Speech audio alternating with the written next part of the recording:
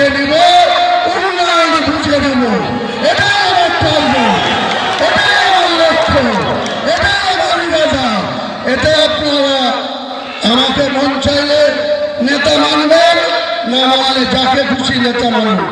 মুসলমান সমাজ আপনাদের নিজের পায়ে দাঁড়াতে হবে, কারো চক্রান্তের শিকার হবেন না, কারো প্রয়োজনে পা দেবেন না, কারোর কথা শুনে নিজের। আজকে কি হচ্ছে 2 বছর ধরে এই সরকারের আমলে? বোম মারছে কে? মুসলমান। মারছে কে? মুসলমান। মরছে কে? মুসলমান। কেস খাচ্ছে কে? মুসলমান। ডিম খাচ্ছে কে? মমতা বন্দ্যোপাধ্যায়ের পুলিশের দারোগা বাবুরা। এখান থেকে আপনাদেরকে সাবধান থাকতে হবে, এখান থেকে আপনাদেরকে সাবধান করে দিচ্ছি। আমি পরে বক্তৃতা করব। আজকের অনুষ্ঠান ঠিক 12টার সময় কোরআন খতম হবে। পবিত্র কোরআনের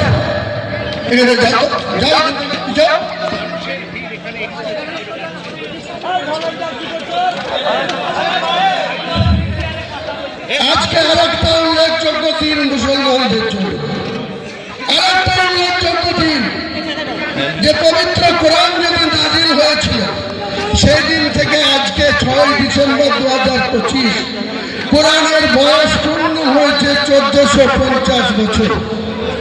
এই 1450 বছর কোরআনের বয়সের দিনে কোরআনকে মুসলমান আপনাদেরকে হেফাজত করতে হবে। কোরআনকে আমাদের জীবনের বিনিময়ে আমরা কোরআনকে রক্ষা করব, কোরআনকে হেফাজত করব। এটাই আমাদের প্রথম উদ্দেশ্য বলে দিলাম। দ্বিতীয় উদ্দেশ্য বলে দিলাম, আপনারা সবাই শান্ত হয়ে থাকবেন। আমরা ঠিক বেলা 12টায় এখানে পবিত্র কোরআনের খতম করা হবে। 1.5 ঘন্টা লাগবে না 2 ঘন্টা লাগবে। অনেক হাফেজ সাহেব যারা কোরআন মুখস্থ তারা কোরআনের খতম শেষ হওয়ার সঙ্গে সঙ্গে এখান থেকে রিমোটে যে জায়গাতে আমার ভিত্তি স্থাপন হবে।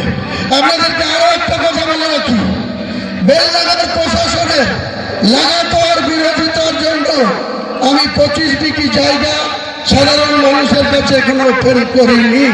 শুধুমাত্র 3 কাঠা জায়গার উপরে, আমার ট্রাস্টির জায়গার উপরে এত বিরোধিতা সত্ত্বেও আমরা আজকে ভিত্তি স্থাপন করছি। 25 বিঘা জায়গার মধ্যে ইসলামিক হসপিটাল হবে, বিশ্ববিদ্যালয় হবে, পার্ক হবে, হেলিপ্যাড হবে এবং একটা মুসাফিরখানা হবে। এটা পূর্ণাঙ্গ রূপ দিতে যত কোটি টাকা খরচ হোক, মুর্শিদাবাদ সহ মালদা, উত্তর দিনাজপুর, উত্তর 24 পরগনা, দক্ষিণ 24 পরগনা, হাওড়া, হুগলি, বীরভূম, 2 বর্ধমান, 2 মেদিনীপুর, প্রচুর মানুষ আর্থিক সহযোগিতা করবে। পাশাপাশি আপনাদেরকে খুশি খবর, নাম করতে তিনি নিষেধ করেছে।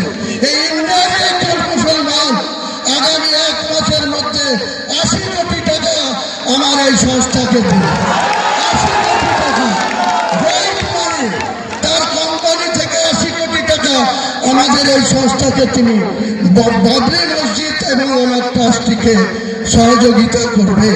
ইনশাআল্লাহ টাকার কোনো অভাব হবে না। রাজ্য সরকারের কোনো টাকার দরকার নেই।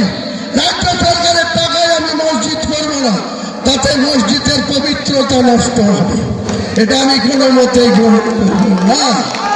এটাই হচ্ছে আমার মূল উদ্দেশ্য। আপনারা চুপচাপ থাকুন, শান্তভাবে থাকুন। যারা বাইরে থেকে এসছেন তারা আমাদের ভলেন্টিয়ারদের সাথে যোগাযোগ রাখবেন। তারা আপনাদের সামান্য লাঞ্চের বা বিরিয়ানির প্যাকেট দেবে।